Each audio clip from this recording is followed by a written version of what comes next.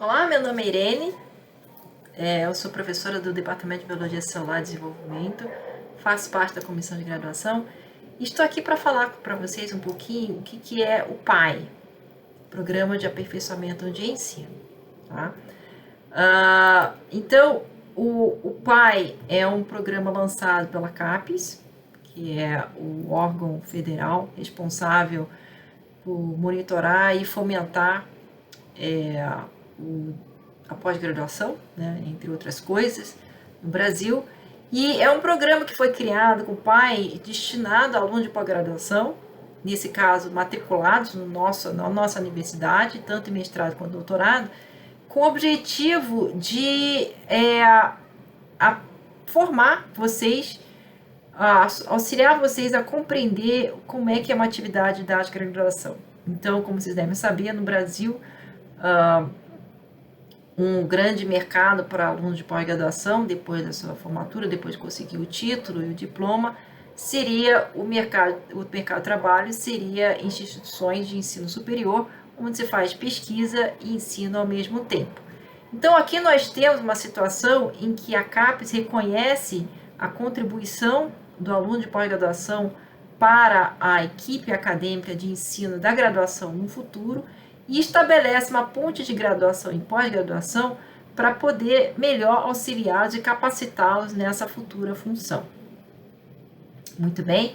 Mas quando você entrou na pós-graduação, você acabou de sair da graduação, ou talvez tenha ficado afastado um pouquinho, mas sua última experiência numa universidade, muito provavelmente foi como graduando. Né? E a sua visão, eu falei, olha, acabei de sair da sala de aula, eu estou em outro momento da minha vida, eu quero aprender essas coisas, né? Geralmente o que atrai na pós-graduação, principalmente uma que é centrada em pesquisa biomédica, como é aqui no ICB, como são os programas aqui no ICB, você está interessado em aprender novos métodos, a enriquecer seu currículo de publicação, conseguir um título, certo? Desenvolver pensamento crítico. Então, ensino não está exatamente, em geral, na sua lista de prioridades nesse momento, ok? Mas eu vou apresentar um pouquinho por que será que ensino também deveria contribuir, deveria fazer parte das suas considerações durante a sua formação, porque na pós-graduação vocês vão notar ao longo dos anos que você que determina o perfil que você quer ter. E aqui eu estou fazendo um argumento, vou fazer um argumento de por que vocês deveriam considerar ferramentas de ensino na graduação como parte da sua formação também. Veja bem, ao participar em ensino na graduação ou treinar para tal, você vai também adquirir ferramentas de gestão, comunicação e também pensamento crítico. Então, como aluno de graduação, talvez você não tenha pensado que isso sejam os aspectos que nós, do outro lado, nós docentes, temos que exercer para poder dar aula bem na sala de aula, mas certamente essas ferramentas de gestão, comunicação e pensamento crítico, nós temos que utilizá-las na sala de aula, na graduação, o tempo todo, para ter um curso de graduação de reputação, como são todos os cursos de graduação da USP. E aí, essas características te ampliam o mercado para além de um mercado só de pesquisa. Não que eu esteja dizendo não siga uma carreira de pesquisa, mas certamente você gostaria da sua formação profissional abrir mais portas para você ter mais possibilidades no futuro. E mesmo se você decida seguir a carreira de pesquisa, você vai precisar de ferramentas de gestão, comunicação e, certamente, pensamento crítico. Então, como que isso entraria no ensino da graduação? Primeiro, quais são as habilidades e atividades que você precisa ter na sala de aula de graduação? Primeiro, você tem que organizar uma sala de aula, nós estamos falando de 40 a 180 alunos, então é um público, você pode chegar e dizer, falar a linguagem do mercado, esse aqui é um público consumidor, é o consumidor do seu produto é conhecimento. Você vai ter que selecionar que tipo de conhecimento fornecer, organizar, empacotar, embalar, conseguir fazer o marketing. Na verdade, uma aula não é nada mais do que o marketing de conteúdos e conhecimentos. vai ter que saber utilizar o espaço e o tempo, então o espaço disponível que tem, o tempo que você tem alocado para aquelas aulas, fazer relatório de atividade. São habilidades que você utilizará em outros contextos também, não só em sala de aula. Quando bem aplicado em sala de aula, faz uma tremenda diferença na qualidade de ensino. Na comunicação, você certamente vai ter que estimular a participação dos alunos, vai ter que inspirar os alunos, e o papel do monitor pai é extremamente importante em fazer uma ponte entre o docente e os estudantes. Então, como alunos, apesar de ser aluno de pós-graduação, o aluno de graduação, ele se sente muito mais à vontade com o aluno de pós-graduação para poder discorrer sobre vários tópicos, inclusive qualidade da aula, conteúdo da aula. Então, o aluno de pós-graduação faz essa intercolução em uma ponte. Não deixa de ser um tipo de negociação, que também é uma habilidade muito importante em qualquer aspecto profissional que você vai procurar no futuro.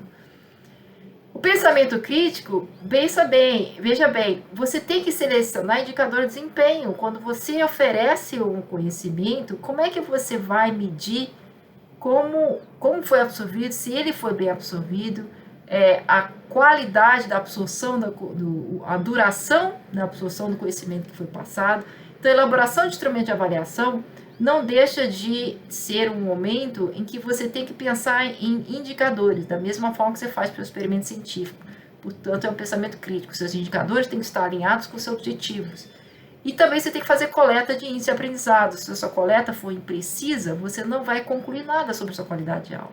Então, essas habilidades e atividades são exercidas o tempo todo no ensino na graduação. Tá? Então, deixa eu explicar um pouquinho como é que é a graduação na USP. Alguns de vocês são daqui da USP, outros não. Então, a graduação na USP, ela é a maior universidade pública do Brasil. Tá? Eu acho que é a segunda ou terceira do hemisfério sul do planeta. São quase 60 mil alunos de graduação distribuídos nos campi.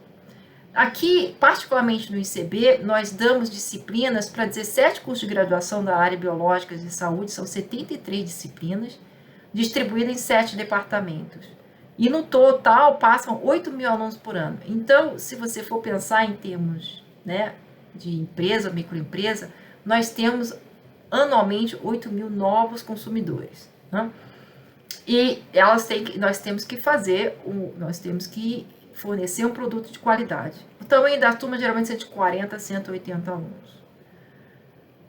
Então, no treinamento PAI, nós não vamos chegar e falar, pronto, você acabou de sair da sala de graduação, agora você vai estar do outro lado do muro e vai ter que exercer o ensino da graduação. Não. O treinamento PAI é formulado de forma que você vá, primeiro, ter uma preparação pedagógica, vai fazer uma disciplina de pós-graduação, aí depende do seu programa de pós-graduação, cada departamento, por ser responsável por um conjunto de disciplinas diferentes, ela vai ter um treinamento diferente. Vai ter núcleo de atividades que vão te capacitar para entrar na sala de aula, acompanhado por docentes que atuam na sala de aula. E aí depois você vai aplicar esse conhecimento aprendizado atuando na sala de aula com supervisão do coordenador de disciplina. Tá?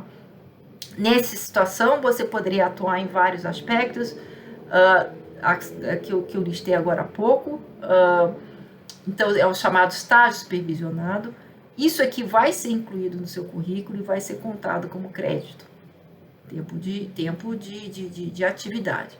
Ao final, você vai ter que elaborar um relatório e muitas vezes, nesse relatório, o aluno o aluno de pós-graduação, monitor PAI, ele exerce uma visão crítica e faz contribuições significantes, sugerindo modificações nas disciplinas que mais tarde são adotadas pelos próprios docentes. Então, mesmo na função supervisionada, nós esperamos que os monitores PAI tenham essa visão crítica e contribua, sugerindo ideias que talvez a gente não tenha pensado ou não tenha nem notado que precisavam de melhorias ou alterações. Tá? E o supervisor também vai fazer um relatório do desempenho e interação do aluno. Então, de par a par, isso será submetido para o seu programa de pós-graduação ao término da atividade.